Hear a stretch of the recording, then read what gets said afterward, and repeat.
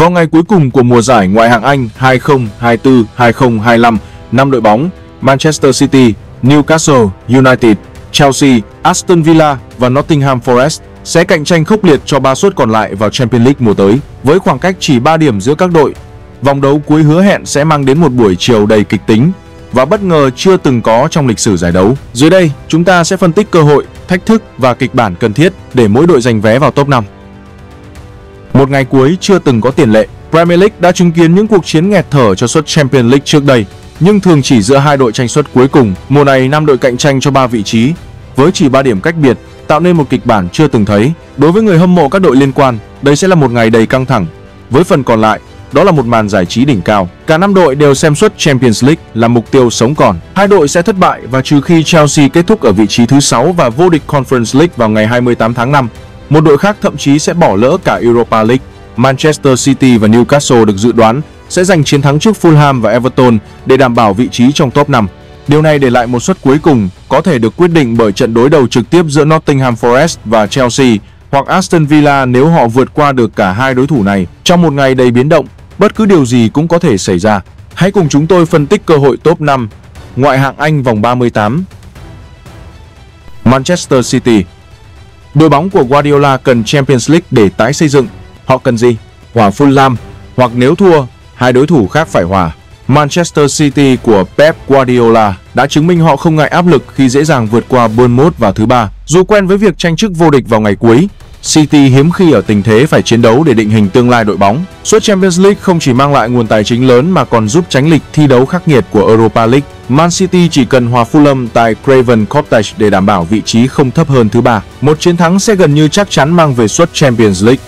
Trừ khi Aston Villa thắng Manchester United với cách biệt 17 bàn, một kịch bản khó tưởng tượng. Fulham đã thua Man City 17 trận liên tiếp ở mọi đấu trường và không thắng trong 23 lần đối đầu gần nhất. Lần cuối là vào tháng 4 năm 2009. City gần như chắc chắn sẽ giành suất đầu tiên trong 3 vị trí Champions League. Newcastle United. Một chiến thắng để tiến gần giấc mơ lớn. Họ cần gì? Thắng Everton hoặc các đội dưới họ mất điểm. Newcastle United đang khao khát trở lại đấu trường Champions League sau một mùa giải vắng bóng ở châu Âu. Như Amanda Staveley từng tuyên bố sau khi mua lại câu lạc bộ vào năm 2021, mục tiêu là đưa Newcastle lên đỉnh Ngoại hạng Anh. Suất Champions League là bước tiến quan trọng về tài chính và danh tiếng. Để hiện thực hóa giấc mơ đó, nhiệm vụ của Newcastle khá đơn giản: đánh bại Everton trên sân nhà St James Park. Với chuỗi 6 chiến thắng liên tiếp tại sân nhà và bầu không khí sôi động, thầy trò Eddie Howe được kỳ vọng sẽ áp đảo đối thủ. Tuy nhiên, chấn thương của Alexander Isak, sự mệt mỏi của đội và hàng tiền vệ mạnh mẽ của Everton có thể gây ra một buổi chiều căng thẳng. Thắng trận này, Newcastle sẽ tiến gần hơn đến nhóm tinh hoa. Hòa hoặc thua, họ có nguy cơ bị Villa, Chelsea hoặc Forest vượt mặt.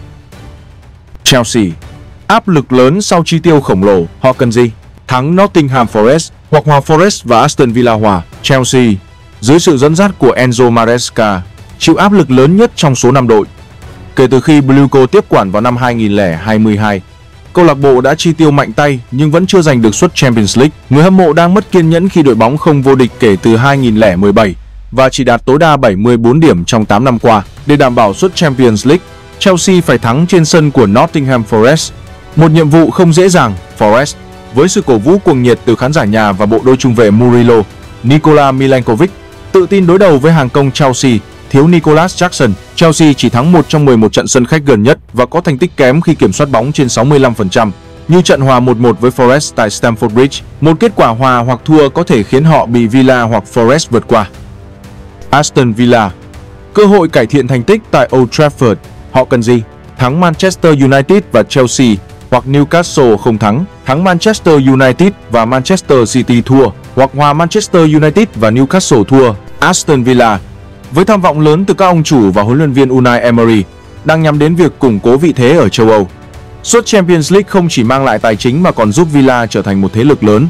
Sau khi suýt cân bằng Paris Saint-Germain ở tứ kết mùa này, Emery có thể mơ về danh hiệu Champions League trong tương lai. Nhiệm vụ của Villa là đánh bại Manchester United tại Old Trafford, nơi họ chỉ thắng một lần kể từ 2009. Dù United chỉ giành 2 điểm trong 8 trận gần nhất, trận đấu này vẫn là thách thức lớn. Villa cần thêm sự trợ giúp từ Everton, Fulham hoặc Forest. Chelsea không thắng để đảm bảo top 5. Một chiến thắng sẽ giúp họ vượt qua mùa trước về điểm số. Và ngay cả khi chỉ giành vé Europa League, Emery với 4 danh hiệu Europa League có thể biến đó thành cơ hội vàng. Nottingham Forest. Giấc mơ lớn nhưng không áp lực, họ cần gì? Thắng Chelsea và Villa hoặc Newcastle hòa. Nottingham Forest là đội chịu ít áp lực nhất, dù con đường vào top 5 của họ hẹp nhất. Những điểm số bị mất trước Leicester City khiến họ không còn tự quyết, nhưng mùa giải 2024-2025 đã là một thành công vang dội. Forest là đội đầu tiên trong lịch sử Premier League tăng gấp đôi điểm số so với mùa trước, và dù kết thúc ở vị trí nào, họ cũng sẽ mang bóng đá châu Âu trở lại City Ground sau 30 năm. Trận đối đầu với Chelsea là cơ hội để Forest tạo nên kỳ tích. Hàng thủ mạnh mẽ của họ cùng khả năng phản công vào khoảng trống phía sau hàng tiền vệ cao của Chelsea có thể mang lại chiến thắng. Dù không giành được suất Champions League, Forest vẫn có cơ hội tranh danh hiệu ở Conference League mùa tới. Thi đấu mà không quá áp lực có thể là lợi thế lớn nhất của họ. Ngày cuối của Premier League 2024-2025 sẽ là một trong những khoảnh khắc đáng nhớ nhất lịch sử giải đấu.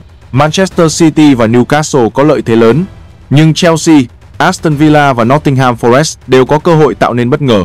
Với những kịch bản phức tạp và áp lực đè nặng, chỉ thời gian mới trả lời được câu hỏi ai sẽ giành vé vào Champions League. Trên đây là bản tin cập nhật ngoại hạng Anh trước vòng 38. Cảm ơn các bạn đã theo dõi. Xin chào và hẹn gặp lại.